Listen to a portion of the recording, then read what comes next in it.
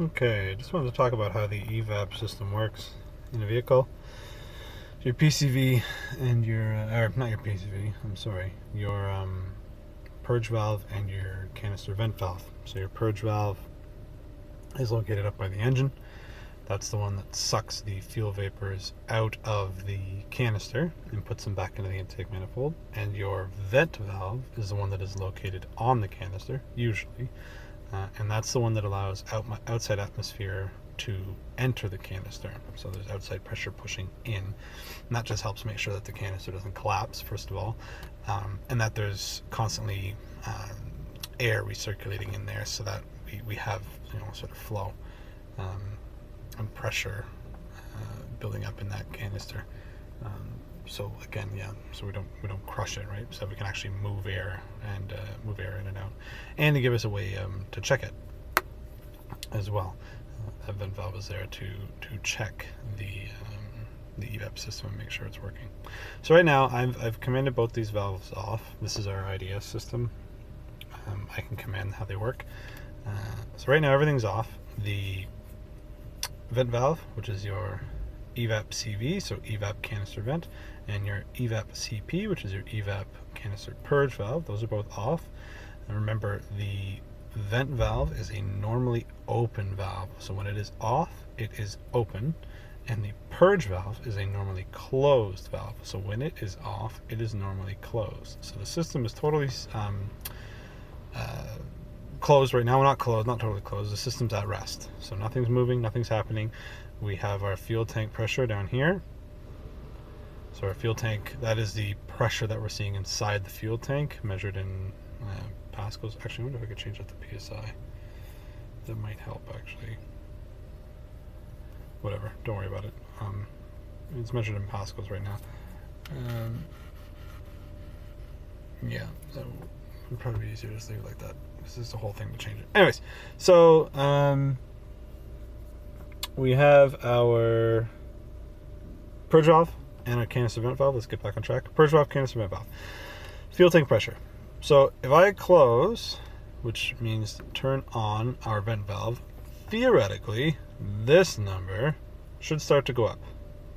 Now, it could take a long time because, vapor generation takes a while. It would go up faster if I was driving, because then the fuel is sloshing around and creating lots of vapor. Right now, just idling with nothing really happening and the fuel constantly being sucked out of the tank, we will get some movement. I've also been running for a while, so the tank's going to be a bit hotter right now, and the fuel's going to be a bit hotter. So that will help with some vapor generation, but it could take a while before that number climbs to something that's not... What does this guy want? What do all these people want? Every time I try and do something, someone wants something. These guys want. Alright, sorry, could take a while. Sorry, not the shop. Could take a while before that number climbs to something dangerous. If this system failed with the vent valve on, it would just slowly build fuel tank pressure until our purge valve kicked on, and then it would suck it back into a vacuum. But we would have a vent valve that was constantly closed, so our purge would actually collapse. It could theoretically, and that's actually a recall and a focus right now, it could theoretically collapse the fuel tank all the way down. I feel like the purge, the canister would crack before the fuel tank would, but who knows? Fuel tank has a lot of movement. So we are generating some pressure down there. And our vent's closed. So how the system works, this is how it would check for a leak. This is one of the ways it would check for a leak. So we're driving along, it closes our vent valve, it leaves our purge valve closed, it wants to see this number go up.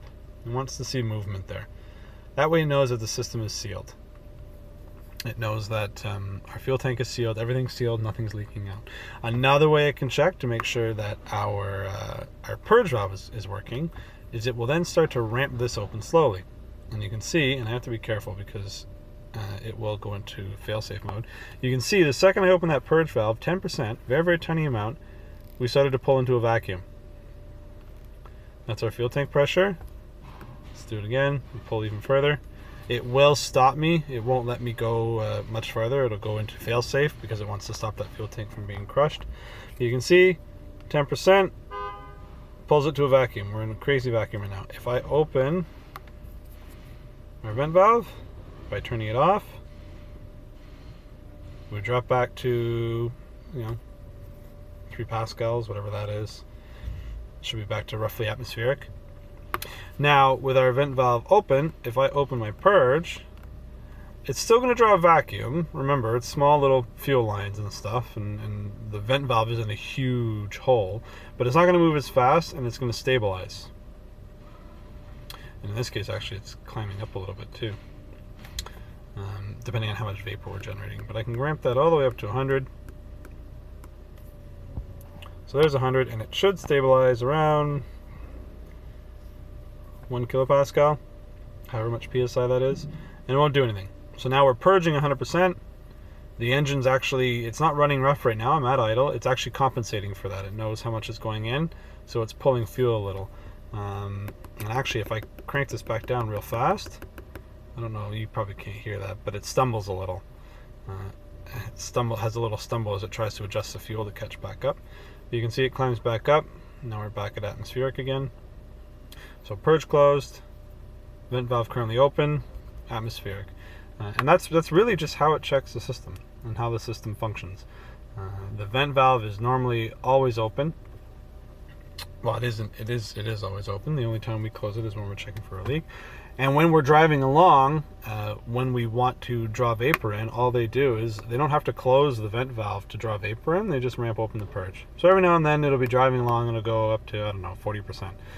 And it'll start sucking vapor out of that tank, and then it'll drop down to 30 or 20 or whatever happens. However they decide to do it as they're driving along, it'll ramp this valve, open and close it, however much they need to open and close it, and then shut it back down again when they want to go wide open, let's say, or when the vehicle's off, obviously. On first startup, that valve, I will say, I think I mentioned in lab that the valve could be open. On first startup, 99% of the time, that valve's going to be closed, right? They want to make sure that we don't have excess vapor in there on first start, because the car is real sensitive to misfires on first start, just with all the fuel that we're putting in, and we're starting from a cold start. So they want to make sure that that valve is closed all the time. But after that, once you're running, it could open whenever it wants, however it wants to do it. So that's it. That's the evap system. That's the basics of how it functions. Oh, I will say, one way to check for a leak is as a diagnostic tip, and probably the most common way. So the main thing that fails is the purge. I'm trying to video and do the computer at the same time. Main thing that fails is the purge valve. Very, very common. So the way to check that, a very, very easy way to check that, is you command your vent valve closed, and you leave your purge valve closed. And you watch your pressure. And if this pressure started to go down, so you're drawing a vacuum, you know that your purge valve is stuck open. Because you know that this should stay the same, or it should climb ever so slightly. And while, I mean, if you really want to dig down, you'd really want to see that number climb, right? That number has to climb. If it doesn't climb, you might have a problem up here with your vent valve, or you might have a problem with a leak somewhere in the system, because that number should climb slowly, but it should climb. You should be building pressure in your fuel tank. If it goes down, then your purge valve is most likely stuck open, because a vacuum is being drawn on the tank. The vacuum is taking out that vapor, and it's drawing your tank into a vacuum, right? You're drawing your fuel tank, and it can't drop back to atmosphere because your vent valve is closed. Anyways, hope that makes sense. Well, again, as always, if it didn't make sense, I wouldn't post it. So we'll see. I'll listen to it, and we'll see what happens. Have a good one.